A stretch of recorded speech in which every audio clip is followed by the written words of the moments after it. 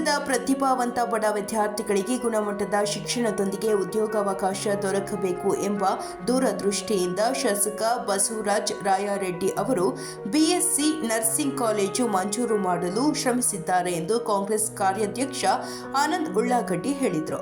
ಯಲಬುರ್ಗಾ ಪಟ್ಟಣದಲ್ಲಿ BSc nursing college ಮಂಜೂರಾದ ಹಿನ್ನೆಲೆ ಪಕ್ಷದಿಂದ ಹಮ್ಮಿಕೊಂಡಿದ್ದ ಸಂಭ್ರಮಾಚರಣೆಯಲ್ಲಿ ಮಾತನಾಡಿದರು.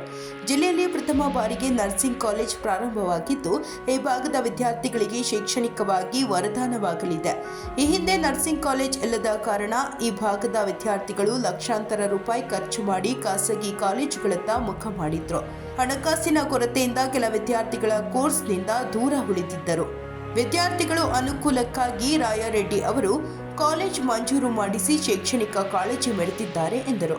ಕಾರ್ಯಾಧ್ಯಕ್ಷ ಶಿವನಗೌಡ ದಾನಾರಡ್ಡ ಮಾತನಾಡಿ, ಪ್ರಸಕ್ತ ವರ್ಷದಿಂದಲೇ ಪಟ್ಟಣದ ಹಳೆ ಸರ್ಕಾರಿ ಆಸ್ಪತ್ರೆಯಲ್ಲಿ ತಾತ್ಕಾಲಿಕವಾಗಿ ಬಿಎಸ್ಸಿ ನರ್ಸಿಂಗ್ ಕಾಲೇಜ್ ಪ್ರಾರಂಭಿಸಲಾಗುವುದು. ಪ್ರಾರಂಭದಲ್ಲಿ 60 ವಿದ್ಯಾರ್ಥಿಗಳಿಗೆ ಪ್ರವೇಶ ಸಿಗಲಿದೆ. ಕಲ್ಯಾಣ ಕರ್ನಾಟಕ ಅಭಿವೃದ್ಧಿ ಮಂಡಳಿಯಿಂದ 3 ವರ್ಷದವರೆಗೆ ಕಾಲೇಜಿನ ಬೋಧಕರಿಗೆ ವೇತನ ಪಾವತಿಸಲಾಗುತ್ತದೆ. ಕಾಲೇಜ್ ಕಟ್ಟಡ ನಿರ್ಮಾಣಕ್ಕೆ ಈಗಾಗಲೇ 10 ಎಕರೆ ಜಮೀನು ಗುರುತಿಸಲಾಗಿದೆ.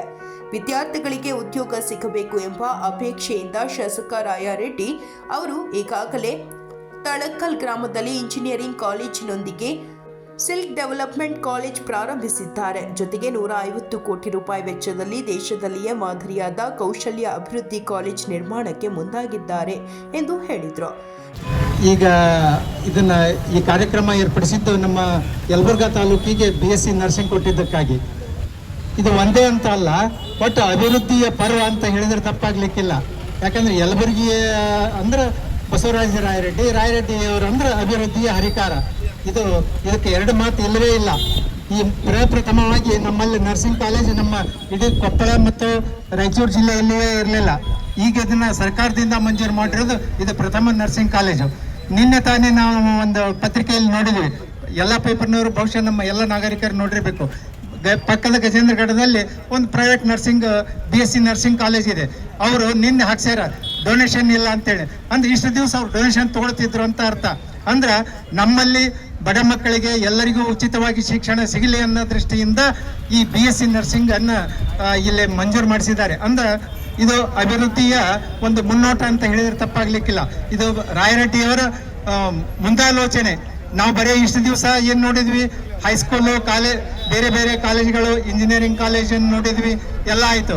ಇನ್ನು ಅಂದ್ರೆ ಸಾಮಾನ್ಯವಾಗಿ ನಾವೆಲ್ಲರೂ ಇವತ್ತು ಸರ್ಕಾರಿ ನೌಕರಿ ಇರಲಿಲ್ಲ ಅಂದ್ರೂ ನಾವು ಒಂದು ಪ್ರೈವೇಟ್ ಕೆಲಸ ಮಾಡ್ಕೊಂಡು ಇರ್ಬೋದು ಅನ್ನೋದಕ್ಕೆ ಏನು ಮಾಡಬೇಕು ಅನ್ನೋದನ್ನು ಆಲೋಚನೆ ಮಾಡಿ ಈ ಬಿಎಸ್ಸಿ ನರ್ಸಿಂಗ್ ಕಾಲೇಜನ್ನು ಇಲ್ಲಿ ಮಂಜೂರಿ ಮಾಡಿಸಿದ್ರು. ಅಂದ್ರೆ ಇದಕ್ಕೆ ಕಾರಣ ಏನಂದ್ರೆ, ಈ ಬಿಎಸ್ಸಿ ನರ್ಸಿಂಗ್ ಆಯಿತು ಅಂದ್ರೆ ಯಾವುದೇ ಸರ್ಕಾರಿ ಆಸ್ಪತ್ರೆಯಲ್ಲೇ ಆಗಲಿ ಪ್ರೈವೇಟ್ ಆಸ್ಪತ್ರೆಯಲ್ಲೇ ಆಗಲಿ ಅವ್ರ ಸೇವೆ ಸಲ್ಲಿಸಿ, ಅಥವಾ ಒಬ್ಬ ಡಾಕ್ಟರ್ ಹತ್ರ ಇದನ್ನು ಮಾಡಿದ್ರು ಕೂಡ ಸೇವೆ ನೌಕರಿಯನ್ನು ಮಾಡಲಿಕ್ಕೆ ಅಂದ್ರೆ ಸೇವೆಯನ್ನು ಸಲ್ಲಿಸಲಿಕ್ಕೆ ಒಂದು ಅನುಕೂಲ ಆಗುತ್ತೆ ಅನ್ನೋ ದೃಷ್ಟಿಯಿಂದ ಈ ಬಿಎಸ್ಸಿ ನರ್ಸಿಂಗ್ ಕಾಲೇಜನ್ನು ಇಲ್ಲಿ ಮಂಜೂರಿ ಮಾಡಿಸಿದ್ರು.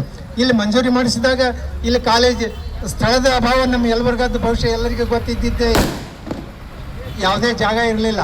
ಮತ್ತು ಈ ನಮ್ಮ PG ಸೆಂಟರ್ ಪಕ್ಕದಲ್ಲಿ 10 ಎಕರೆ ಜಮೀನು ಇರೋದನ್ನು ಮನಗಂಡು ಅಲ್ಲೇ 10 ಎಕರೆದಲ್ಲಿ ಈಗ ಹೊಸದಾಗಿ ಕಾಲೇಜನ್ನು ಕಟ್ಟೋದಕ್ಕೆ ಈಗಾಗಲೇ ಮಂಜೂರಾತಿ ಕೊಡಿಸಿದ್ದಾರೆ. ಇನ್ನು ಈ ವರ್ಷ ಈಗಾಗಲೇ ಪ್ರಾರಂಭ ಮಾಡುತ್ತಾ ಇರೋದ್ರಿಂದ ಇಲ್ಲೇ ನಮ್ಮ ಹಳೆಯ ದವಾಖಾನೆ, ಹಳೆಯ ಹಾಸ್ಪಿಟಲ್ನಲ್ಲಿ ಅದು ಕೋರ್ಟ್ ಉದ್ಘಾಟನೆ ಆದ ತಕ್ಷಣ ಆ ಕಡೆ ಹೋಗುತ್ತೆ, ಇಲ್ಲೇ ಏನದ ನರ್ಸಿಂಗ್ ಕಾಲೇಜ್ ಪ್ರಾರಂಭ ಆಗುತ್ತೆ.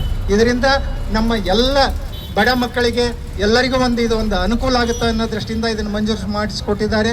ಅದಕ್ಕಾಗಿ ನಾವು ಸನ್ಮಾನ್ಯ ರಾಯರೆಡ್ಡಿಯವರಿಗೆ ಮತ್ತು ಮಂಜೂರಾತಿ ನೀಡಿದಂಥ ನಮ್ಮ ಕರ್ನಾಟಕದ ಮುಖ್ಯಮಂತ್ರಿಗಳಾದ ಸನ್ಮಾನ್ಯ ಸಿದ್ದರಾಮಯ್ಯನವರಿಗೆ ಹಾಗೂ ಉಪಮುಖ್ಯಮಂತ್ರಿಗಳಾದ DK ಶಿವಕುಮಾರ್ ಅವರಿಗೆ ಹಾಗೂ ಹೈಯರ್ ಎಜುಕೇಷನ್ ಮಿನಿಸ್ಟರ್ ಆದಂಥ ಶರಣಪ್ರಕಾಶ್ ಪಾಟೀಲ್ ಅವರಿಗೆ ನಮ್ಮ ಯಲಬುರ್ಗಾ ತಾಲೂಕಿನ ಎಲ್ಲ ನಾಗರಿಕರ ಪರವಾಗಿ ಅಭಿನಂದನೆಗಳು. ಮುಖಂಡರಾದ ಶೇಖರಗೌಡ ಉಳ್ಳಾಗಡ್ಡಿ, ಈರಪ್ಪ ಕುಡುಗುಂಟೆ, ಅಂದಾನಗೌಡ ಉಳ್ಳಾಗಡ್ಡಿ, ಸುಧೀರ್ ಕೋರ್ಲಹಳ್ಳಿ, ಶರಣಪ್ಪ ಗಂಜಿ, BM ಶಿರೂರು, ಸಂಗಣ್ಣ ತೆಂಗಿನಕಾಯಿ, MF ನದಾಫ್, ವಸಂತರಾವ್ ಕುಲಕರ್ಣಿ, ಹಂಪಯ್ಯ ಹಿರೇಮಠ, ಛತ್ರಪ್ಪ ಚಲವಾದಿ, ಮಲ್ಲು ಜಂಕಲಿ, ಅಂದಪ್ಪ ಹಾಲ್ಕೇರಿ ಸೇರಿ ಇತರರು ಇದ್ದರು. ವರದಿ ದೊಡ್ಡಬಸಪ್ಪ ಹಕಾರಿ. ಕನ್ನಡಿಗರ ಮೆಚ್ಚಿನ ನಿಮ್ಮ ಟಿವಿ 24 ಕನ್ನಡ ನ್ಯೂಸ್ ವಾಹಿನಿ ಇದೀಗ ಟಿವಿಯಲ್ಲಿ ಲಭ್ಯ. ಕರ್ನಾಟಕ ಮತ್ತು ದೇಶ ವಿದೇಶದ 360 ಡಿಗ್ರಿ ಸುದ್ದಿ ಹಾಗೂ ಉತ್ತರ ಕರ್ನಾಟಕ, ಬೆಳಗಾವಿ, ಬಾಗಲಕೋಟೆ, ಧಾರವಾಡ, ಹಾವೇರಿ, ಗದಗ, ಬಿಜಾಪುರ ಜಿಲ್ಲೆಯ ಕ್ಷಣ ಕ್ಷಣದ ವಿವರವನ್ನ ಪಡೆಯುವುದಕ್ಕೆ ಟಿವಿ 24 ಕನ್ನಡ ನ್ಯೂಸ್ ವಾಹಿನಿಯನ್ನ ಲೈಕ್ ಮಾಡಿ, ವಿಡಿಯೋಗಳನ್ನ ಶೇರ್ ಮಾಡಿ, ಕಮೆಂಟ್ ಮಾಡುವ ಮೂಲಕ ನಮ್ಮ ವಾಹಿನಿಗೆ ಸಹಕಾರ ನೀಡಿ ಮತ್ತು ಚಾನೆಲ್ ಅನ್ನ ಸಬ್ಸ್ಕ್ರೈಬ್ ಮಾಡಿ. Thank you.